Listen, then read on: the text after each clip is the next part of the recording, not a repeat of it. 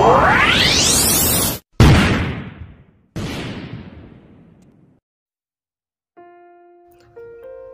honey. Bati ni Clark sa akin isang gabi. Gabi ko siya pinapatawag nang sa ganun ay hindi na ako abala sa gawain dito sa bahay at sa school. Hi. Ngumisi ako at mas lalong hinigpitan ang yakap ng unan ko. Kumusta? Tanong niya. I'm okay. Pang-apat na araw ko ngayon sa school. Ganon pa rin ang ginagawa ko kay Coco.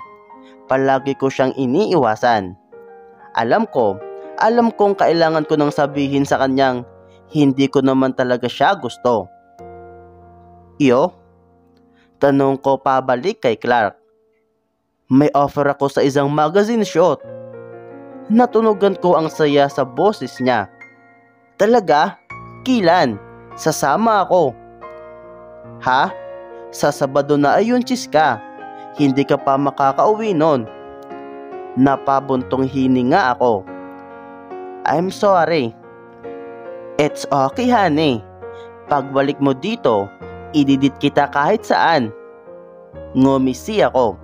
Sa ngayon, iyon lang ang pinanghahawakan ko sa aming dalawa ni Clark. Nakakalungkot. Nakakalungkot kasi dati ay palagi kaming magkasama. Ngayon, boses niya na lang ang naririnig ko at hindi ako kontento nun. Bago ako natulog ay ni-check ko ang kalendar ng cellphone ko. Oh my, mansari namin sa Sabado. 1 taon at 1 buwan na kami ni Clark. At sa loob ng 1 taon at 1 buwan, wala kaming pinalagpas na mansari na hindi kami magkasama. Naipakilala niya na ako sa parents niya. Kaya malaya akong pumunta sa bahay nila. Hindi ko pa nga lang siya na ipapakilala sa parents ko. Hindi kasi nagkakaroon ng time dahil ilang buwan nang pabalik-balik sina mama at papa sa Alegria bago nila naisipang manatili na doon. Natulog ako sa gabing iyon nang may baong determinasyon umuwi sa Sabado.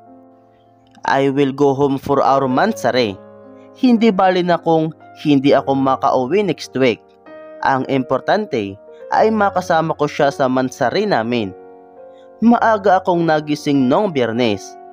Pumasok ako at nanatili ang pang-iinis ni Hector sa akin. It's okay, Chiska. Bukas, uuwi ka na kay Clark. Hayaan mo na ang pang-iinis ni Hector. Kaya lang, tuwing nagtatama ang mga mata naming dalawa, ay lagi akong nawawala sa sarili ko. Naglalakad-lakad ako sa tabi ng soccer field. Malayo pa lang ay kitang-kita ko na si Hector na naglalaro sa covered court. Nakasuot siya at kitang-kita ko ang pagsasayo ng buntot ng buhok niya habang nagfa-fast break. Tumigil ako at pinagmasdan siya sa malayo. May grupo ng mga babae na panay ang tili at hiyaw. Hector! Hector! Ang gwapo mo, Hector! Awit nila. Hindi naman nawiwindang si Hector doon. Para bang sanay siyang maraming tumitingala, humahanga at sumasamba sa kanya. Lumapit pa ako ng konti. Kalaro niya ay yung mga kaklase namin sa last subject ngayong araw. Oo, tapos na ang klase. Uuwi na sana ako pero naisipan kong gumala muna. Total, uuwi naman akong Maynila bukas. Hector! Yay!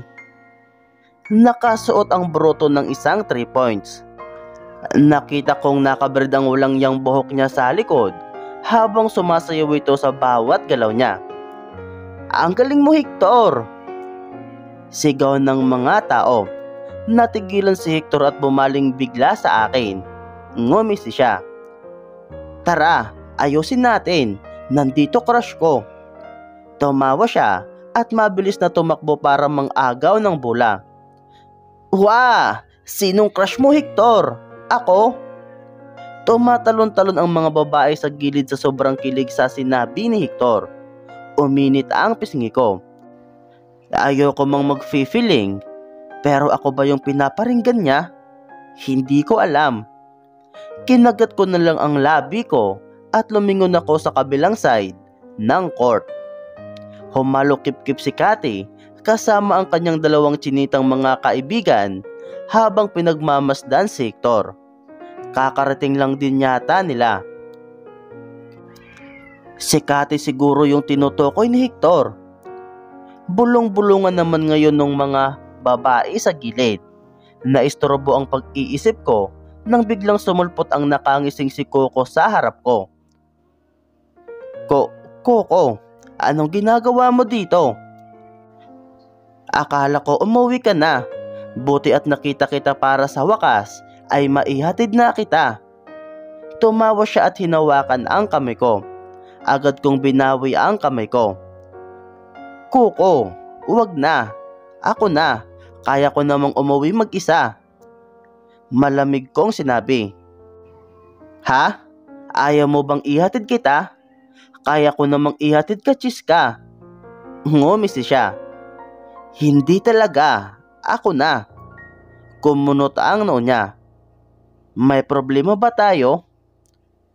Wala. At walang tayo. Hindi ko na napigilan ang sarili ko. Chiska. Ngumiti siya.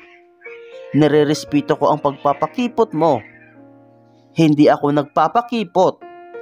Medyo bumilis na ang paghinga ko ngayon. Walang kasalanan si Coco. Alam ko. Pinaasa ko siya kaya hito siya at umaasa nga.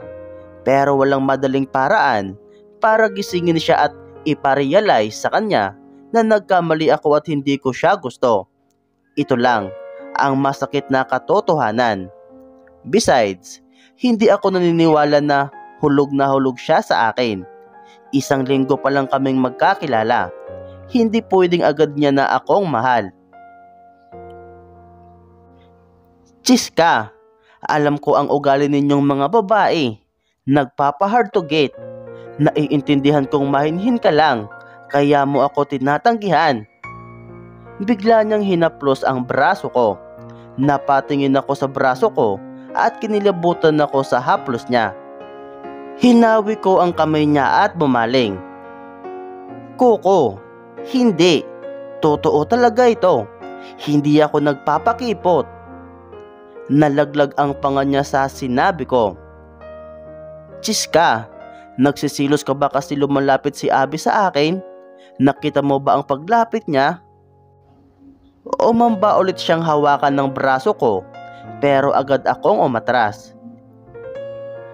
Hindi ko alam kung anong pinagsasabi mo, Coco. Chase, mas maganda ka pa doon. Hindi ko yun papatulan. Ikaw ang gusto ko. Tumindig ang balahibo ko sa sinabi niya, kaya lang naiirita ako ng sobra-sobra. Coco, nirerespeto kita at gusto ko respetuhin mo rin ang desisyon ko. Chiska, anong pinagsasabi mo? Huwag kang pakipot. Malingaw-ngaw ang desperadong sinabi ni Coco. Napatingin agad ako sa mga taong bumaling sa amin. God! Umatras ako sa kahihiyan. Respetuhin mo, Coco. Alam ko. I'm sorry kung pinaasa kita. Pero akala ko biruan lang yun lahat. Palusot ko. Hindi ko alam na siseryosuhin mo. At ngayon ayoko na. Tinalikuran ko siya sa kahihiyan. Pero bigla niyang hinawakan ng braso ko. Chiska, nagpapakipot ka lang. Pag-uulit niya. Hindi ako nagpapakipot. Hindi ko kayang ibigay sa iyo ang gusto mo dahil hindi kita gusto. Medyo iritado ko ang sinabi. Chiska! Tawag niya. Hinablot niya ang braso ko. Sa sobrang galit ko ay hindi ko na maiwasang ipagtulakan siya. Ano ba, Coco? Sigaw ko. Narinig kong natigil ang laro ng basketball. May iilang lumapit na rin sa amin. Anong nangyayari, Coco? Dinig kong tanong ng isang kaklase namin. Nagkatinginan kami ni Coco. Nakita kong tolero siya at kahit tinititigan niya ako, para bang hindi siya makapaniwala sa nangyari. 1 linggo pa lang, Coco. Paliwanag ko. Don't tell me, you're already in love with me. Natawa ako sa huling pangungusap na sinabi ko. It's impossible. Really impossible. Hindi naman sa nagmamayabang ako. Pero naranasan ko na ito noong high school. Tuwing may mapapalapit na lalaki sa akin, parating na in love sa akin. At sa huli, masasaktan ko lang sila. Nakailang beses na ako na ganito. At sa lahat ng mga lalaking iyon, si Coco ang pinakamabilis. 1 linggo. Ano yan? 1 linggong pag-ibig? Pero sinabi mo sa akin gusto mo ako. Sigaw niya. Narinig ko ang bulong-bulungan ng mga tao sa paligid. Kumuyom ang kamay ko sa sobrang inis sa mga narinig. Kay bago-bago nagkakalat agad. Narinig mo rin yung landian nila sa kantin, di ba? Nilandi niya si Coco. Ano kayang nangyari? Siguro paasal lang talaga siya. Nagmamaganda naman masyado. Karmahin sana. Sino ba siya? Alde? May pinsan pala si Teddy na babae.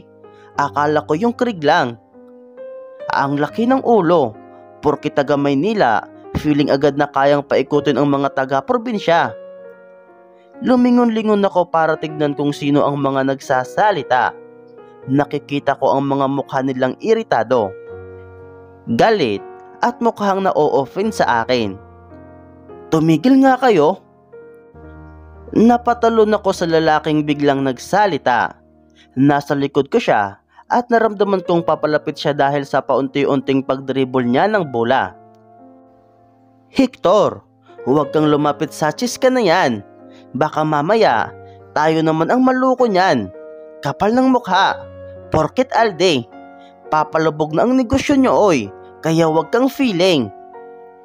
Mataray na singhal ni Kati sa may likuran ko. Nalaglag ang pangako sa kanyang sinabi. Hindi ako makapaniwala na kaya niya iyong sabihin sa harap ko. Tinikom ko ang bibig ko sa baylonok. Nag-init ang gilid ng mga mata ko. Gusto kong magsalita pero nanginig ang lalamunan ko sa galit. Shut up, Kate! Pagtatanggol ni Hector. Napuna ko ang matigas na English ni Hector. Para bang sanay na siyang gamitin ang bawat salitang ito sa buong buhay niya. Doon ko lang nalaman kung anong meron talaga ngayon. I'm in front of them. All of them. Nakatunga nga sila sa akin na para bang may pinapanood na palabas. Wala ka palang kwenta, chiska. Matabang nasabi ni Coco. Coco, sigaw ni Hector. Huwag mo nang ipagtanggol, Hector. Bukas, ikaw naman lulukuhin yan. Napapikit ako. Imbis na pagtatampalin ko ang mga taong nasa paligid, ay tinulak ko na lang sila para makadaan ako at makapag-walk out. Enough of this. I'm going back to Manila at hindi na ako babalik. Wala akong pakialam kung mamulubi ako doon. Heard that? I hit Alegria.